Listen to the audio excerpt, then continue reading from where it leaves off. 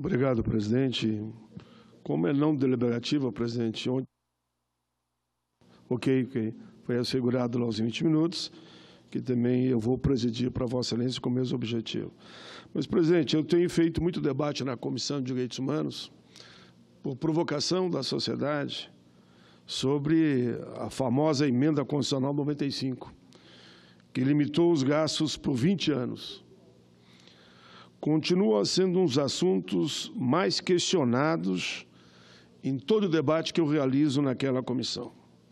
Conforme essa emenda constitucional, as despesas primárias da União estão limitadas ao que foi gasto no ano anterior, congelamento por 20 anos. Ou seja, por exemplo, em 2017, a despesa em termos reais, isso é, descontada a inflação, ocorrida em 2016, ficou igual à realizada neste ano. Por sua vez, em 2018, o limite anual será o teto de 2017, sempre descontada a inflação, e assim por diante, enquanto a emenda estiver em vigor. Ou seja, não pode haver investimento no país. Eu sempre digo que tenho grande apreço, porque assim é a democracia, pelo contraditório, aqueles que pensam diferente. Isso é uma das bases do bem conviver no campo das diferenças de opinião. Agora, muitos especialistas dizem que a emenda essa Constitucional 95 do teto dos gastos é um atentado ao desenvolvimento social e econômico do país, e eu quero, como eu disse aqui para o senador Requião, e também o pronunciamento de Vossa Excelência, eu quero assinar embaixo. Eu entendo também assim. Ela compromete todos os direitos sociais e afronta diretamente a própria Constituição Cidadã, que eu ajudei a escrever lá de 86 para 88. Compromete gravemente o atendimento dos direitos sociais previsto no artigo 6º. Ataca, onde é que se viu um governo atacar a educação, a saúde, a alimentação, trabalho, moradia, transporte, lazer, segurança, previdência, proteção aos trabalhadores, proteção à maternidade, a proteção daquilo que nós temos que combater, trabalho escravo, trabalho infantil, assistência social. Ataca principalmente os interesses dos chamados desamparados. Afronta o artigo 3º, tendo em vista que ela inviabilizará totalmente o direito ao desenvolvimento socioeconômico do país. E não poderão avançar os programas que visam, por exemplo, a erradicação da pobreza, que visam a marginalização, as desigualdades. Quer dizer, marginaliza tudo aquilo que é importante no campo social. Inviabiliza a educação, o cumprimento do disposto do artigo 208 e 212 e os respectivos incisos. Frustra o cumprimento do disposto no artigo 96, relativamente ao atendimento à saúde. Nós todos aqui ouvimos o clamor do povo brasileiro em relação à saúde, os planos particulares, assim chamados, privados, aumentando 5, 6, 7, 8 vezes o correspondente à inflação durante um ano. 3 milhões de pessoas tiveram que abandonar, vão para o SUS, e como é que o SUS vai dar conta? E não tem que investir em saúde? Portanto, ao promover drástica restrição, ajuste e congelamento sobre investimentos e gastos sociais essenciais e fundamentais à sociedade, essa emenda constitucional agrava o atendimento aos direitos de todo o nosso povo e impede o avanço socioeconômico do país. Por isso que o desemprego e emprego precário já está chegando a 27 milhões de pessoas. De acordo com a projeção realizada pela ONU, até o ano de 2030, a população brasileira deverá aumentar 20,8 milhões, saindo, como a gente fala, de 200 e poucos milhões para 208 milhões passando precisamente, pelos cálculos feitos, a 228,6 milhões de pessoas. Mas era até pouco tempo 200 milhões. Vamos pagar 228,6 milhões. E como é que você não vai investir em habitação, em saúde, em infraestrutura, em renda? Como não? Porque se investe, gera renda, porque tem mais pessoas trabalhando, recebendo e consumindo. Teremos, portanto, uma população maior e um atendimento menor. O prejuízo social é iminente e gravíssimo. Por isso que a violência aumenta em todo o país. Senador Jorge Viana, não é só no seu estado, eu vi ontem o senhor aqui falando, é em todos os estados, inclusive no Rio Grande do Sul. Aumenta de forma assustadora a violência também lá. Antes da promulgação dessa emenda, que ocorreu em dezembro de 2016, a Conferência Nacional dos Bispos do Brasil, CNBB, emitiu nota, e aqui eu leio parte dessa nota. É uma proposta injusta e seletiva. Ela elege para pagar a conta do descontrole dos gastos os trabalhadores, os mais vulneráveis, os pobres, ou seja, aqueles que mais precisam do Estado para que seus direitos constitucionais sejam garantidos. Além disso, beneficia os detentores do capital financeiro, porque esse, em nenhum momento, eles congelam. A emenda deixa fora do congelamento, como eu dizia há pouco, os gastos financeiros, com a chamada dívida pública, pois tais gastos financeiros não fazem parte das despesas primárias. Ela instaura tratamento discriminatório que privilegia o capital financeiro, esse chamado senhor mercado. Uns dizem Deus mercado, eu me nego a usar o termo Deus mercado. Teria que usar a palavra, então, o diabo do mercado, que nem hoje um grande analista falou lá na Comissão de Direitos Humanos. Que fantasma é esse que o diabo do mercado coordena? Enfim, ninguém tem dúvidas que privilegia o capital financeiro em detrimento de todos os direitos sociais e obrigações do Estado brasileiro. Ao longo do período de 20 anos, o volume de gastos primários poderá ser atualizado apenas pelo IPCA, Índice Nacional de Preço ao Consumidor. Ainda que o país venha conquistar grandes avanços econômicos e aumente a arrecadação tributária, obtenha ganhos ou ingressos de qualquer outras fontes patrimoniais ou econômicas, não poderá investir. A emenda 95, a emenda da morte, como é chamada pelo povo brasileiro, permite a destinação de recursos livremente, sem qualquer teto, limite ou restrições, a gastos com juros e encargo da chamada dívida pública, o que irá ampliar ainda mais a destinação de recursos a essa dívida que já consome anualmente quase a metade do orçamento federal, enquanto tantos direitos sociais são negados à nossa população. Ao limitar os investimentos, libera para o mercado financeiro, mas ao limitar os investimentos em saúde, educação, trabalho, transporte, segurança, previdência, como já disse, e favorecer o capital financeiro, o sistema da dívida e o esquema fraudulento operado por empresas estatais não dependentes que emitem debêntures garantia de dívida pública, provocando, então, danos financeiros, econômicos e patrimoniais ao país. É uma armadilha. Senhor presidente, a emenda 95 está desmontando o Estado brasileiro e eu pergunto a quem interessa tudo isso? Quem são os favorecidos?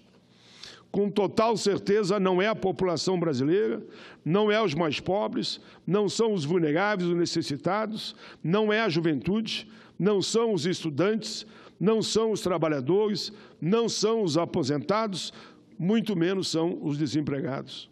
O governo federal deveria, sim, cobrar a sonegação dos impostos e tributos no Brasil, a famosa sonegação, que é uma vergonha.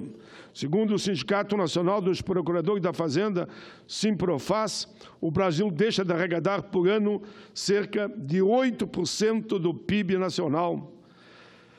Se o que é sonegado hoje no Brasil entrasse nos cofres do governo municipal, estadual, União, teríamos com certeza dinheiro para aplicar em políticas públicas que fariam a diferença na vida de milhões de brasileiros. Com certeza, ajudariam muito nas demandas da sociedade, na melhoria de escolas, nos salários de toda a nossa gente, inclusive dos professores que não recebem nem o piso, e servidores, na iluminação das ruas, na redução do IPTU, no saneamento básico, na segurança pública, nas estradas, para a escoação da produção, no valor das aposentadorias e pensões. É nessa crise, que, por falta de investimento, que nós estamos percebendo que aqui no próprio Senado da República querem reduzir o ticket alimentação dos terceirizados, que é R$ 31,5 para R$ 22, diminuir R$ 10. Falam também em reduzir o vale-transporte, porque certas empresas acham que, já que não há investimento no país, tem que sugar ainda, como foi o caso da reforma trabalhista, os interesses dos que mais precisam, dos trabalhadores. Isto é absurdo, é um absurdo, senhor presidente, e por isso nós somos totalmente favoráveis que o presidente eleito, que esperamos e que acreditamos na democracia, vamos ter eleições agora. E eu sempre digo, senador Jorge Weber, por onde passo, deixem que os partidos indiquem os seus candidatos.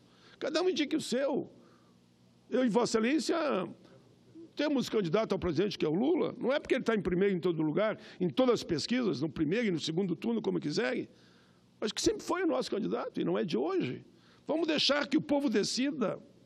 E eu tenho certeza que um presidente que venha desse campo, que eu digo progressista, eu diria até do centro para a esquerda, para não ficar só naquele discurso de esquerda, do centro para a esquerda, fará como um dos primeiros atos a revogação da reforma trabalhista, que só tira direito dos trabalhadores, como também vai revogar essa PEC 95, que é um desastre para o nosso país. Nessa linha, senhor presidente, aproveitando aí meus 7 minutos, que ainda tenho 8, eu gostaria também de falar que ontem foi o Dia Nacional do Vigilante. Faço aqui a minha homenagem a esses profissionais que protegem e zelam constantemente pela segurança do nosso povo e de toda a nossa gente. Os vigilantes têm a plena consciência da responsabilidade da atividade deles para toda a sociedade. Muitos e muitos levantam na madruga, outros passam a noite em vigília, porém todos estão sempre atentos a qualquer ocorrência e dispostos a proteger o patrimônio e a vida da nossa gente.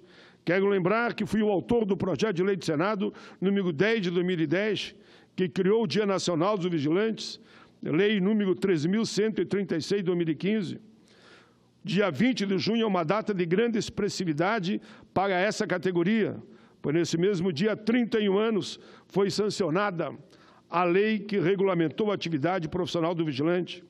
O que se buscou com a aprovação dessa data foi a valorização da profissão e, portanto, do profissional que exerce esta tão importante atividade em defesa do povo brasileiro, eu diria. De acordo com a Confederação Nacional dos Vigilantes e Prestadores de Serviço, existe no Brasil cerca de 1,8 milhões de profissionais na categoria. A principal conquista nos últimos anos foi a aprovação do adicional de periculosidade de 30%, aprovado pela Lei 12.740 de 2012, que entrou em vigor em dezembro de 2013, que eu tive enorme alegria de ser um dos articuladores dessa proposta. No entanto, há muitas reivindicações a serem atendidas, como a criação do piso salarial nacional e a aposentadoria aos 25 anos de serviço, que encaminhei projeto nesse sentido. Apresentei o projeto de lei do Senado, número 230, de 2016, que estabelece o piso salarial profissional para os profissionais da segurança privada que exerçam função de vigilante. O projeto tramita na Comissão de Assuntos Sociais em decisão terminativa. O senador José Agripino é o relator, a quem eu peço que dê o parecer para que a gente possa ainda, o senador Hélio José, que está já no plenário, estava numa atividade fora, e eu procurei para Vossa Excelência, porque queríamos que Vossa Excelência estivesse aqui para a gente poder falar ainda hoje, mas o senador Jorge Viana está aqui, está colaborando para que nós três possamos fazer os nossos pronunciamentos. De acordo com o texto do projeto, o valor fixado no capto será reajustado anualmente conforme os acordos de convenção coletiva, ou se omissa a norma seletiva do trabalho, pelo menos haverá a correção pelo INPC.